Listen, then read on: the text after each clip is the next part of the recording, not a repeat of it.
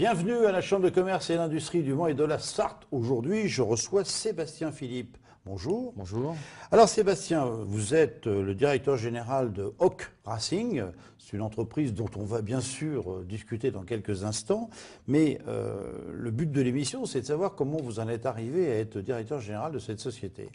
Votre parcours, en quelque sorte. Mon parcours, je dirais que j'ai eu un parcours assez atypique, dans le sens où, avant d'être directeur de Hawk, j'ai été pilote pendant de nombreuses années. J'ai arrêté justement d'être pilote et je suis passé de l'autre côté du mur uniquement fin 2009.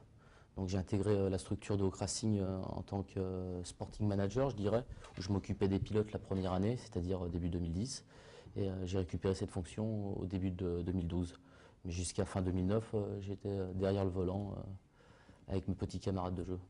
D'accord, ok. Donc vous faisiez les compétitions un petit peu partout dans le monde, c'est ça? Disons que j'ai passé les 11 dernières années de ma carrière de pilote sportif au Japon. D'accord. J'ai vécu 11 années là-bas et j'ai arrêté ça en fin 2009. D'accord. Donc alors, comment passe-t-on de pilote, parce que c'est quand même un métier pilote, et à ce moment-là, si vous voulez, pour rentrer dans le monde du management, quelque part? Je dirais que j'ai toujours été intéressé. J'avais pas pour but d'être pilote jusqu'à 40-50 ans comme certains font. J'ai toujours été intéressé pour connaître toutes les différentes activités dans une équipe de course. Je me suis intéressé à ça depuis très longtemps. J'avais fait un petit peu des études par rapport à ça et assez rapidement, quand j'étais au Japon, j'ai commencé à exercer certaines petites fonctions dans l'équipe. J'avais toujours ce souhait de passer de l'autre côté, en fait. D'accord. Mais alors au Japon, donc, bon, nous, ici, bien sûr, on connaît bien les 24 heures du Mans. Comment ça se passe là-bas? C'est un peu des courses un peu pareilles? Comment ça se passe? Oui, la seule différence, c'est que ce n'est pas des prototypes, c'est des voitures GT, caisse fermée, comme des Porsche ou des Ferrari. C'est un championnat constructeur avec trois grosses marques qui sont Toyota, Honda et Nissan. C'est des courses d'endurance qui sont bien moins longues que les 24 heures du Mans. C'est des courses entre 500 et 1000 km en fait. D'accord, donc une fois que les 500 000 km sont faits, on arrête. Celui qui est le premier, il a gagné, quoi. C'est un peu ça? Tout à fait. D'accord. Et donc il y a un travail également d'équipe comme pour les 24 heures? Mais je dirais la philosophie est la même, parce qu'à partir du moment où c'est plus une course sprint, je dirais que c'est abordé de la même manière, que ce soit parce qu'il faut savoir, c'est qu'ici c'est les 24 heures du Mans, mais tout au long de l'année dans le championnat du monde ou même le championnat d'Europe, on fait des courses qui durent à peu près 6 heures, donc qui font grosso modo 1000 km. Mais je dirais que la façon d'aborder ces courses est identique. Ça reste une course d'endurance avec une gestion du trafic parce qu'il y a énormément de voitures sur la piste, la gestion des pilotes, des pneus, du moteur. Il faut rendre le tout fiable et performant. D'accord. Donc alors, quand on passe effectivement manager au niveau des pilotes, bon là ce qui est bien c'est que vous connaissez un petit peu les aléas des pilotes parce que bon c'est peut-être pas un monde qui est facile à gérer, si? Oui, tout à fait. Ouais. J'ai cette chance-là, je dirais, c'est pour avoir été pilote, on va dire une petite vingtaine d'années, ça me permet vraiment d'analyser ce qu'ils ressentent et ce qu'il y a besoin de faire pour essayer de faire prendre la mayonnaise, quoi. Parce que c'est, en fin de compte, d'être pilote aujourd'hui, c'est quand même très technique, hein. Je vois quand on vous dit, bon, voilà, là, tu as accéléré trop, là, tu n'as pas accéléré. Enfin bon, quand on voit après, j'ai vu ça une fois avec Luc Alphand, c'est impressionnant, quoi. Oui, c'est sûr que le métier de pilote ne s'arrête pas aujourd'hui uniquement à tourner un volant. Il faut savoir analyser des datas, il faut analyser sans arrêt, quoi. Voilà, être un bon metteur au point, pouvoir retranscrire auprès des ingénieurs ce que fait une voiture. Savoir gérer une course, non, ça demande pas mal de qualité. Et alors vous gérez aussi tout ce monde qui est à part, des mécaniciens et tout ça, c'est vous qui le gérez alors aujourd'hui peut-être? Oui, tout à fait, oui. Disons que ça fait plus de 2 ans que je suis chez Hawk aujourd'hui, donc je suis passé un petit peu par différentes étapes. Et aujourd'hui, mon rôle, c'est, je dirais que Hawk Racing aujourd'hui est séparé à peu près en deux. Il y a une équipe d'exploitation qui va participer donc aux 24 heures du Mans avec 3 voitures. 3 voitures. On est une des rares équipes, l'année dernière on en avait 4. Et à côté de ça, on construit nos voitures aujourd'hui. Ah, c'est vous qui construisez les voitures? Tout à fait, les LMP2 sont construites chez nous et on les exploite pour l'instant, mais le but, je dirais, à moyen terme, c'est d'arrêter d'exploiter ces voitures et uniquement de les commercialiser à d'autres équipes. D'accord.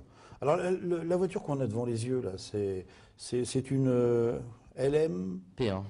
D'accord, ok. C'est la voiture qui a participé au Mans l'année dernière. Malheureusement, elle n'a pas gagné? Non, elle n'a pas gagné, hein, c'était on le saurait. On le saurait. Et malheureusement, cette voiture, la numéro 24, son moteur a rendu l'âme au milieu de la nuit l'an dernier. Donc c'est pas un bon souvenir. Bon. Une belle voiture quand même. Enfin, elle est belle quand même, hein, Tout à je veux fait. pas dire. Donc cette année, on a 3 voitures qui participent. Ces 3 voitures, c'est les mêmes que celle-ci ou pas? Sensiblement, je dirais qu'on a fait beaucoup de travail en soufflerie cet hiver.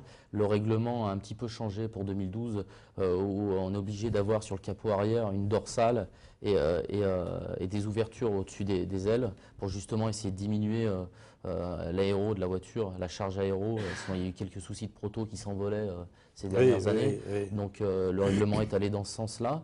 Et donc nous, on fera rouler une LMP1 et 2 LMP2. Alors, quelle est la différence? Parce que je suis allé au fait, moi, quelle est la différence entre je la 1 dirais et la 2? La LMP1 un peu la catégorie phare. C'est la rapidité? C'est la rapidité, ouais. Mais il y a très très peu, je dirais, d'écart de performance aujourd'hui entre une LMP1 et une LMP2. Sur un circuit basique, vous allez retrouver, on va dire, 3-4 secondes entre nos voitures en tout cas. Mais c'est surtout la motorisation et la largeur des pneus et certains appendices aéros qui sont un peu différents. Je dirais que la LMP1, on est nos limites en termes de prix. On peut développer un peu comme on le souhaite.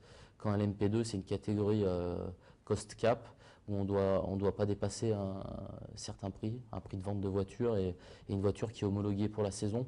On n'a pas le droit de faire d'évolution dans l'année. Donc c'est ce qui limite un peu sa performance. D'accord, ok. Mais c'est pas frustrant pour un pilote de se dire, je suis pas sur une voiture qui, par exemple, sur la 1 au lieu d'être sur la 2, ou d'être sur la 2 et pas la 1? Il faut différencier. Il y a un classement scratch, mais il y a également un classement par classe. Donc un pilote peut gagner la catégorie LMP2, quelque chose assez valorisant, sans gagner au scratch. Mais il faut être quand même lucide. Qu'est-ce que vous appelez le scratch? Le scratch, pardon, c'est le classement général final, d'accord. toutes catégories confondues. Et à côté de ça, il faut être un petit peu lucide dans la catégorie LMP1 pour des petites équipes comme la nôtre qui restent quand même relativement privées. Se battre face à des constructeurs comme Audi ou cette année Toyota, c'est très très difficile. Donc parfois, c'est peut-être mieux d'être en LMP2 et pouvoir jouer la victoire de catégorie. Vous connaissez déjà un peu les numéros des voitures qui vont courir, donc les numéros là? Nos numéros, on aura la 15 en LMP1. Alors pourquoi le numéro 15? Parce qu'on a un partenariat avec Serge Blanco. D'accord. Donc c'est le petit clin d'œil. Sponsoring tout à fait. Important. Et après en LMP2, on a le numéro 24, parce que 24, comme les 24 heures du Mans, c'est un numéro...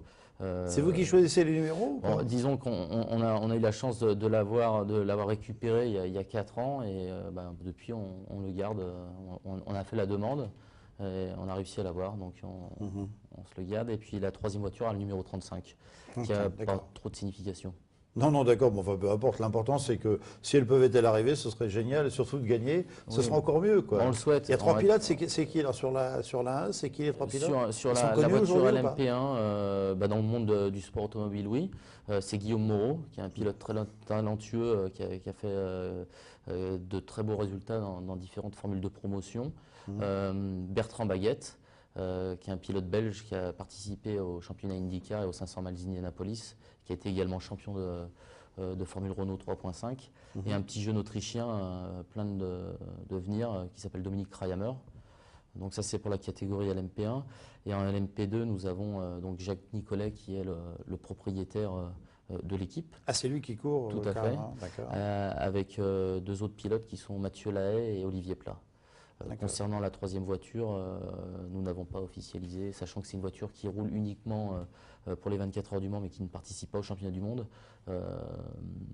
On communiquera les noms des pilotes, je pense, dans la semaine ou les 2 semaines qui viennent. D'accord. Comment ça se passe au niveau communication? Avant de parler d'avenir, comment ça se passe au niveau communication? Parce que ça va être assez complexe. Parce que vous recherchez en fin de compte souvent des sponsors pour vos voitures par rapport à ça, non? Oui, tout à fait. Oui. On est en recherche permanente de sponsors. On a une structure en marketing qui est en place chez nous, qui est à la recherche justement de partenaires à qui on propose, surtout sur les 24 heures du Mans, des packs VIP pour leurs clients, pour les sociétés qui souhaitent venir à nos côtés. On a une grosse structure qui peut accueillir 1400 personnes sur les 24 heures. Ah oui. Et donc voilà. Ça attire beaucoup de monde. Alors l'avenir, Bah, il est tout tracé, gagné. Voilà, tout à Hein? fait. L'avenir proche, c'est justement de faire les meilleurs résultats possibles cette année. Et à moyen terme, comme je vous l'expliquais tout à l'heure, c'est de commercialiser ces LMP2, de devenir un constructeur à part entière. Et puis après, peut-être partir sur encore un nouveau projet LMP1, sachant que le règlement technique va changer en 2014 et que toutes les voitures seront des voitures fermées. Des Carrément poteaux fermé. fermés comme les Audi, je dirais, D'accord, aujourd'hui, ou les Toyota. d'accord. Et nous, on se projette sur ce nouveau projet pour 2014. D'accord, ok. Bien, bah écoutez, en tout cas, à titre indicatif, ça coûte combien une voiture comme ça? 650, 700 000 euros pour la LMP1 et le cost cap, comme je vous l'expliquais, pour la P2 qui a 355 000 euros.